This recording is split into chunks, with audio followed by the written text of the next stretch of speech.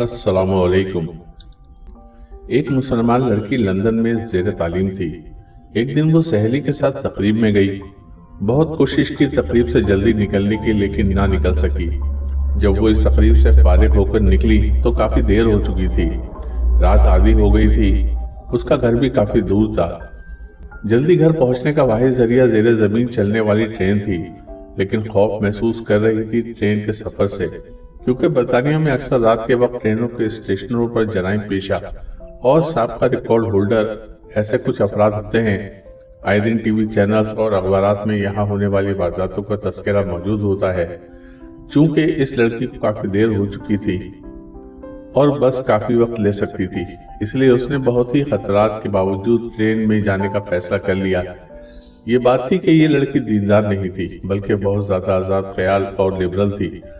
जब वो स्टेशन पर पहुंची तो ये देखकर उसके बदन में खौफ की एक सर्द लहर दौड़ गई कि स्टेशन बिल्कुल खामोश है।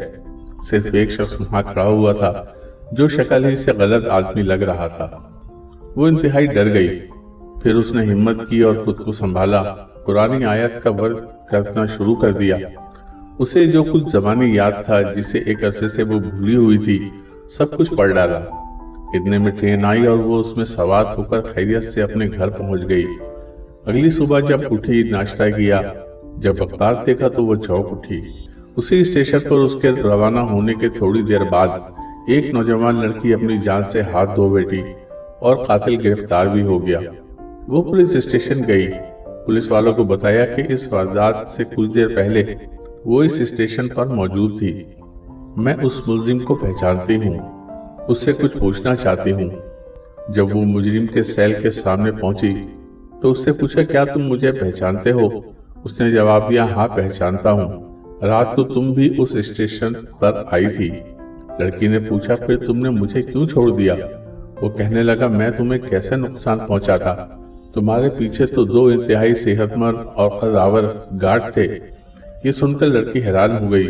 उसे यकीन हो गया कि कुरान की आयतों का विर्द करने की वजह से अल्लाह की तरफ से उसकी हिफाजत की गई।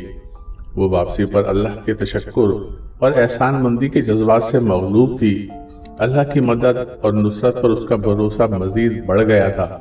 अगर हम अपने दिल की गहराइयों से अल्लाह को पुकारें और अल्लाह की ताईद और नुसरत पर भरोसा रखें तो हम अल्लाह की रहमत से कभी महरूम नहीं रहेंगे। दोस्तों, अगर आपको वीडियोस पसंद आती हैं तो उसे लाइक, शेयर और सब्सक्राइब करें। बहुत शुक्रिया।